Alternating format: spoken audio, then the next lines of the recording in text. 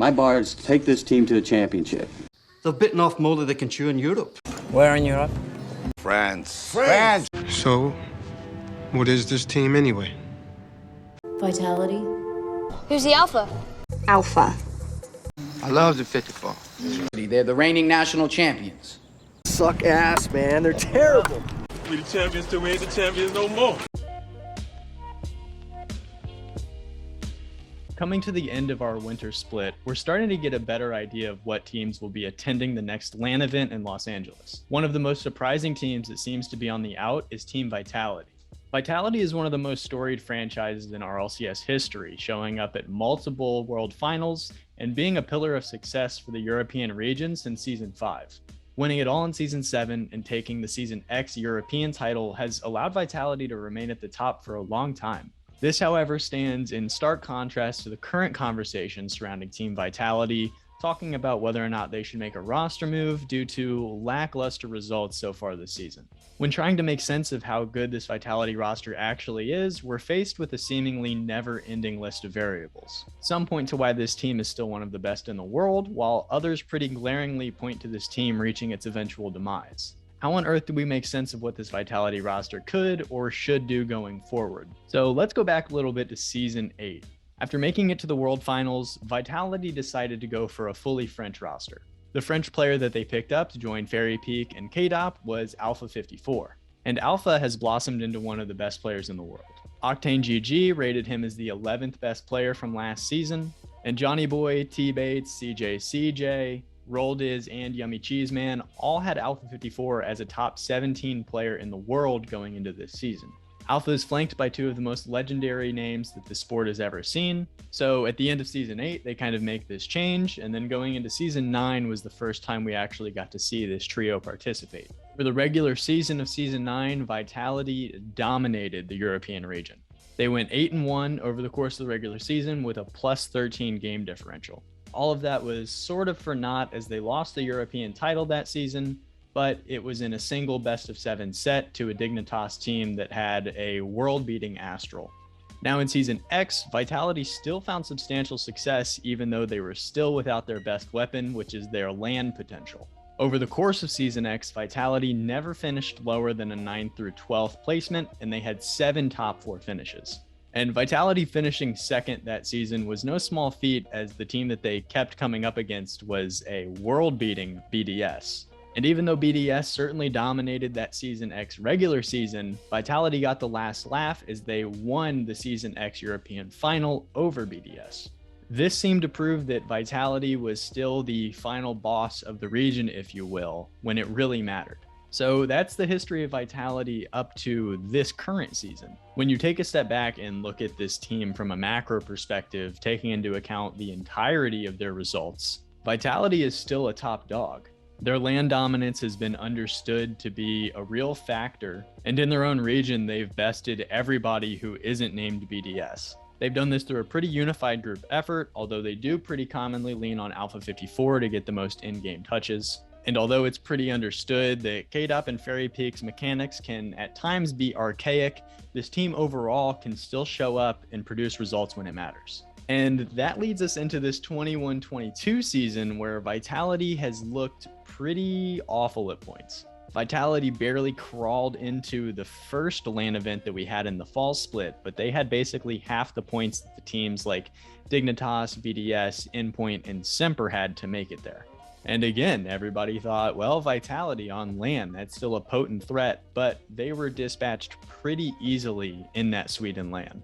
So now we're kind of at the present, and we're in the winter split. Vtiality is currently in 9th place. If you look at them in recent events, whether that is their placements or by eye test and watching their games, they look duly unqualified to be one of the best teams representing Europe. They seem slow, they overcommit often, they rotate too far forward, and they clamor over each other far more than you would anticipate from a team that has been together for this long. As KDOP leans more into streaming and his storied career seems to be entering a new chapter, his utility on a game-by-game basis seems to have taken a pretty severe downturn. Fairy Peak's mechanics are progressively making him less effective, and the fakes and moves that used to yield him a lot of results seem to now not work as well as Europe kind of picks up pace and becomes more competitive overall. And with those two kind of entering a different phase of their productivity on the field, Alpha 54 at times seems a little overwhelmed and overmatched to produce the amount of offense that they're asking him to do on a game-by-game basis. So all of that sounds pretty bad, right? But how do we quantify how bad that is when we juxtapose it with the pretty high-level results that Vtiality very recently achieved? How do we say a team is underperforming when just a couple of months ago they were crowned the best team in the European region? Is it fair to say that Vtiality is no longer a force on land when we've only had one in the last 2 years? Fairy Peak got food poisoning at that event, and the 3 teams that they lost to were FaZe, Endpoint, and NRG. Really, from a storyline angle, I think there's enough information here for you to say that Vtiality should stick it out and just see how the results go. They can still be a highly productive team. But I also think that there's ample information to say that the glory days are over and this team should start to look at some ways they can maneuver to make themselves more competitive going forward. So what I would like to try and do today is take a step back and look over some of the stats and look at some of the gameplay and see if those allow us to make a more informed decision about the conversation we're currently having about this team. First, I think it's important to focus on Alpha 54. He is clearly the most impactful player on this team, and he continues to be one of the true transcendent stars that the European region has to offer. In comparing the Season X stats with the 21-22 stats, Alpha has very clearly taken an intentional leap forward to lead this Vtiality offense. In Season X, Alpha ranked 13th in goals, 6th in shots, and 18th in goal participation per 5 minutes. In our current season, those numbers have jumped up substantially to 4th in goals, 1st in shots, and 3rd in goal participation per 5 minutes. With his game-by-game score and his overall rating maintaining a fairly even clip, the real difference that we see here is Alpha is doing more individual scoring, and his assist numbers that include his teammates more often has cratered pretty drastically. His individual approach and the team's overall play style has kind of morphed into Alpha needing to create a lot of individual offense for himself for Vtiality to see success. And this is fine. I mean, we've certainly seen success with this style in the past. You look at a team like Rogue when they had First Killer, to a lesser extent what Archie is doing for Semper right now, or even to take it to another sport, what Luka Doncic is currently doing for the Dallas Mavericks. It's possible to have a single player be the fulcrum point of what you're trying to do offensively and still see great results. But an important caveat to this style making sense and yielding good results is that the pieces around you have to come together in a pretty cohesive way around your star player. And this is really where the million-dollar question is for Vtiality, is are KDOP and Fairy Peak still allowing Alpha to lead this team to success, or are they holding this team back from reaching the results that I think they still expect themselves to reach? Now, the most glaring way that I've found that this transition is seeming to happen is in in-game touches. So maybe this isn't the best stat in the world to look at, but I think it's a pretty good barometer of showing us how much impact a player is having on a game. If you're not getting a lot of touches, you're not in the action a lot, the more touches you get, the more chances that you have to make something happen for your team. Now, I looked over all of the in-game touches and added them up for the second regional event that we just had for Team Vtiality. We still see Alpha 54 and Fairy Peak getting a pretty consistent amount of touches. I mean, they do trade off some in a game-by-game basis, but overall, they're pretty consistent. The player that leaves out is KDOP, who, when you add up the totals over this entire event, is several hundred touches lower than his two teammates. And when you look at this via an eye test, that's kind of okay. KDOP plays kind of a midfield role. He's always kind of back, and he's the third player, allowing Fairy Peak and Alpha to play off of each other and kind of create offense for this team.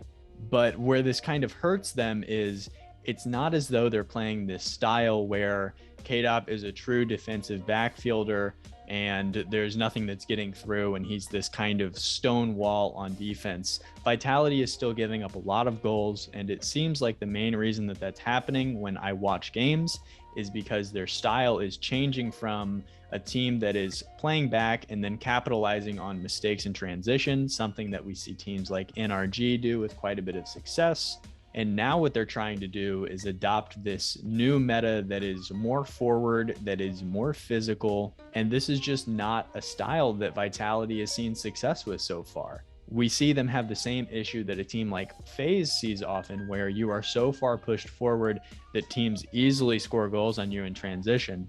And this is a great play style for a team like FaZe that can create so much solo offense and generate so many attacking opportunities.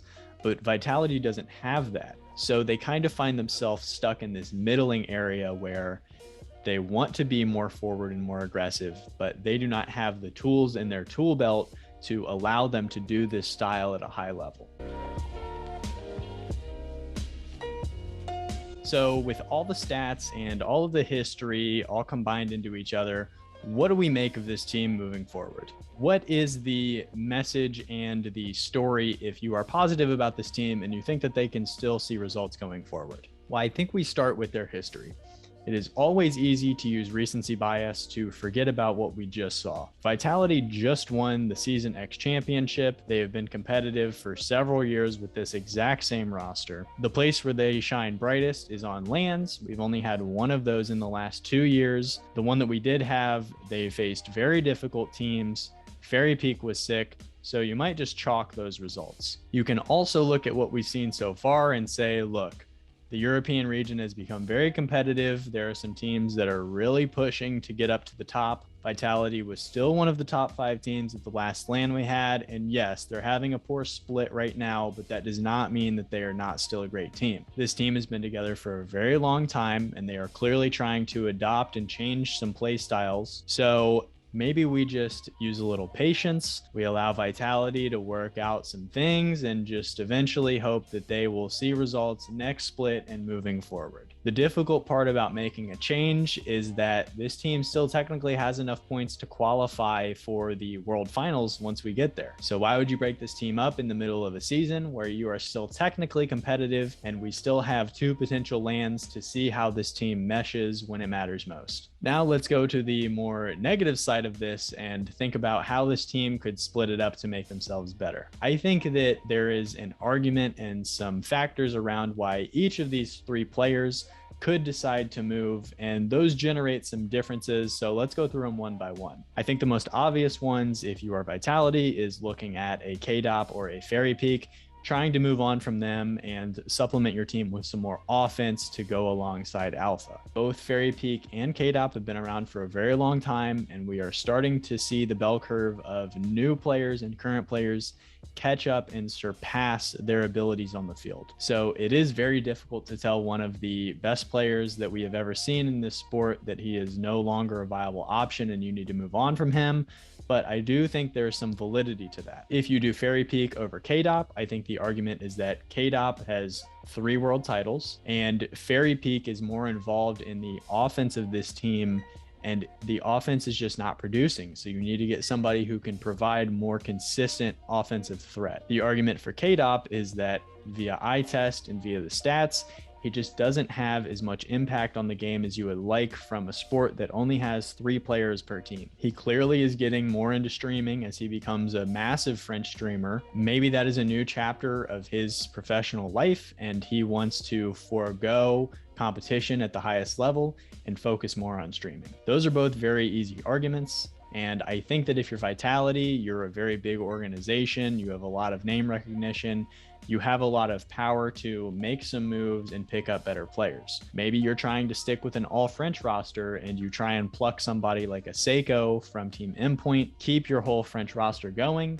and just inject some more offense and firepower into your approach. I think if you're Vtiality, the thing that you are most worried about is Alpha 54 finally saying, I have had enough, and he decides to take his talents elsewhere. As we were talking about a second ago with Fairy Peak, the RLCS is a sport where your window of being one of the top players in the world is pretty limited. When we compare it to traditional sports, you see somebody like LeBron James, who has been at the peak of competition for almost 2 decades now. That's just not something that we see yet in the RLCS. All of these teams around me in this region and the world are kind of creating these super teams, if you will, I should go join one of those. That will be my best opportunity to win at the world stage. Now, I just recently talked with Dano from Fan RL, which is a fantasy Rocket League site, and we had a long conversation about this opportunity for Alpha. I think the main reason that this is the least feasible of the 3 players to move is that Vtiality is a great organization, and maybe Alpha does not want to leave that for another opportunity. It will be very interesting to see how Vtiality is going to perform at the last part of this winter split. Maybe this team has a historic run and they end up making it to this LAN, and we say, hey, look, they have made it over the hump. And we kind of kick this conversational can down the road a little bit and we visit this topic another time. Or maybe they get bounced super early and this just becomes chaos. Time will tell. Either way, I am super interested and invested in this team and seeing how they compete and what they do moving forward. But those are just my opinions. What do you guys think? I know that a lot is riding on the unknown and what we're going to see from this last event. But in your opinion, what do you think this team should do? But as always, guys, thank you so much for watching. I appreciate your time, and I will catch you next time.